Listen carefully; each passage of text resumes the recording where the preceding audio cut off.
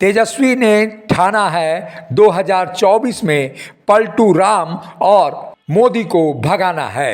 राष्ट्रीय जनता दल की ओर से आयोजित महागठबंधन की रैली पटना के गांधी मैदान में 3 मार्च को आयोजित हो रही है। इस रैली में भाग लेकर लोकतंत्र के सारथी तेजस्वी यादव के हाथों को मजबूत करें। तेजस्वी यादव जी ने ठाना है 2024 में भाजपा को भगाना है।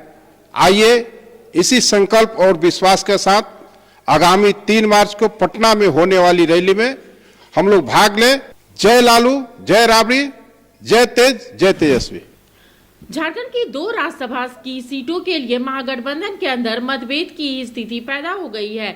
वहीं कांग्रेस की धीरज साहू की राज्यसभा सीट खाली होने पर कांग्रेस की दावेदारी हो रही है, तो वहीं झामो अपने विधायकों की संख्या का हवाला देकर राज्यसभा की सीट अपने कोटे में मांग रहा है। झारखंड में 21 मार्च को राज्यसभा की खाली हो रही 2 सीटों के लिए मतदान होगा।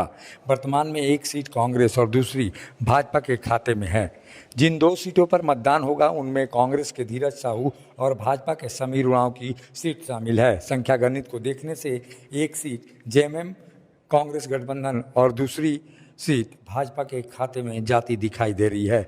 लेकिन सूत्रों के माने तो जेएमएम कांग्रेस गठबंधन और भाजपा दोनों की जगहों उम्मीदवार की घोषणा को लेकर कुछ भी स्पष्ट नहीं दिखाई दे रहा है। भाजपा में जहां फिर से समीर उरांव और आशा लकड़ा को लेकर असमंजस की स्थिति बनी हुई है, वहीं जेएमएम कांग्रेस के अपने अपने दावे हैं। भाजपा में समीर उरांव राज्यसभा सदस्य के साथ एसटी मोर्चा के राष्ट्रीय अध्यक्ष हैं, जबकि आशा लकड़ा बीजेपी की राष्ट्रीय मंत्री हैं। सूत्रों के अनुसार झारखंड मुक्ति मोर्चा, कांग्रेस और राजद गठबंधन में 1 सीट पर दावेदारी को लेकर तकरार दिख रही है। चंपई सोरेन सरकार में मंत्रिमंडल विस्तार के बाद गठबंधन में यह लगातार दूसरी तकरार होगी। ऐसा इसलिए कि गांडेय विधानसभा सीट से इस्तीफा देने के समय झारखंड मुक्ति मोर्चा ने डॉक्टर सरफराज अहमद को राज्यसभा भेजने का आश्वासन दिया था, जबकि कांग्रेस की सीट होने की वजह से पार्टी में कई दावेदार हैं। दरअसल राज्यसभा के लिए महागठबंधन की 1 सीट कांग्रेस खाते की है, लेकिन जीत के लिए जरूरी आंकड़े जेएमएम के पास हैं। जेएमएम के 29 विधायक हैं, जबकि कांग्रेस के मात्र 17 विधायक हैं। जेएमएम के दावों को आंकड़े दम दे रहे हैं, लेकिन राष्ट्रीय स्तर पर लोकसभा और राज्यसभा में अपनी मजबूती के लिए कांग्रेस इस सीट पर अपनी दावेदारी जोरदार तरीके से करेगी। चुनाव में उम्मीदवारों की दावेदारी को लेकर झारखंड मुक्ति मोर्चा के महासचिव विनोद पांडे के अनुसार 1 सीट पर जेएमएम का दावा सबसे बड़ा है, क्योंकि झारखंड मुक्ति मोर्चा राज्य की सबसे बड़ी पार्टी है। राज्य में गठबंधन की सरकार है, इसलिए शीर्ष नेतृत्व पर समग्रता से विचार करने के बाद ही निर्णय किया जाएगा। लेकिन पूरी तरह से जिस तरह से दावेदारी की जा रही है, वो दावेदारी झारखंड मुक्ति मोर्चा के पक्ष में जाती हुई दिखाई दे रही है। गठबंधन में जो लोग भी रहते हैं, जो भी दल रहते हैं, वो सभी लोग दावेदारी करते हैं। लेकिन आप लोगों को भी मालूम है, इस राज्य के लोगों को भी मालूम है कि झारखंड मुक्ति मोर्चा इस राज्य में सबसे बड़े दल के रूप में है। हमारे सहयोगी दल कांग्रेस, आरजेडी और लेफ्ट की पार्टियां हैं। तो जब हम गठबंधन में हैं तो पार्टी का जो निर्णय होगा उस निर्णय को हम गठबंधन में रखेंगे और जो भी निर्णय होगा उस निर्णय के साथ चलेंगे। लेकिन 2 सीटों पर इस राज्य में चुनाव है, उन 2 सीटों को कैसे गठबंधन जीते इस दिशा में भी रणनीति बन रही है और जल्द पार्टी की भी बैठक होगी और गठबंधन की भी बैठक होगी। लेकिन ये कांग्रेस की सीट देखिए, सीट गठबंधन की है और गठबंधन इसको तय करेगा कि झारखंड मुक्ति मोर्चा का उम्मीदवार होगा, गठबंधन का उम्मीदवार होगा या गठबंधन के सहयोगी तय करेंगे। राज्यसभा चुनाव को लेकर कांग्रेस के अंदर भी स्पष्ट स्थिति नहीं है। राज्यसभा की 1 सीट धीरज साहू के कार्यकाल समाप्ति के बाद हो रही है और ऐसे में कांग्रेस अपनी दावेदारी जताते हुए दिखाई दे रही है।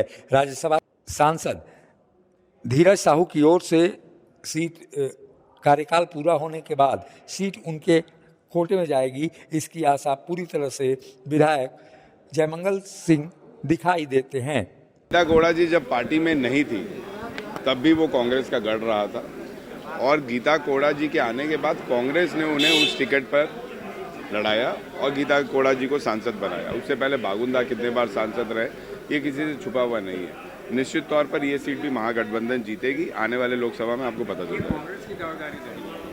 देखिए, ये तो अब लोकसभा समिति जो हमारी बनी है, इलेक्शन कमेटी जो बनी है, वो तय करेगी कि जमशेदपुर कांग्रेस लड़ेगी या चाईबासा कांग्रेस लड़ेगी। वहीं जिस तरह से झारखंड मुक्ति मोर्चा के विनोद पांडे की ओर से 2 कैंडिडेट महागठबंधन की ओर से देने की स्थिति में निश्चित रूप से रोमांचक मुकाबला होने की संभावना दिखाई देती है। राज्यसभा चुनाव की स्थिति स्पष्ट है, पर तीसरा उम्मीदवार सामने आया तो साल 2018 में हुए राज्यसभा चुनाव वाली स्थिति बन सकती है। 2018 में राज्यसभा की 2 सीटों के लिए 3 उम्मीदवार थे।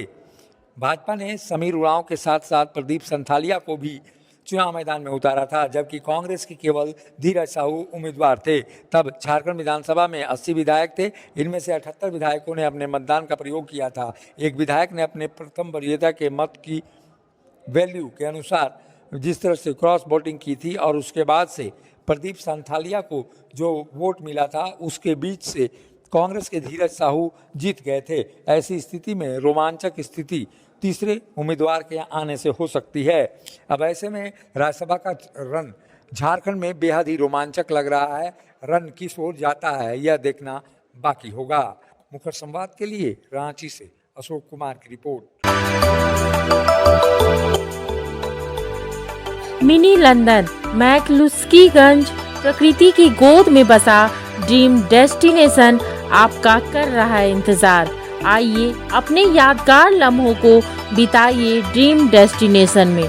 राजधानी रांची से महज 50 किलोमीटर दूर आपका अपना ड्रीम डेस्टिनेशन।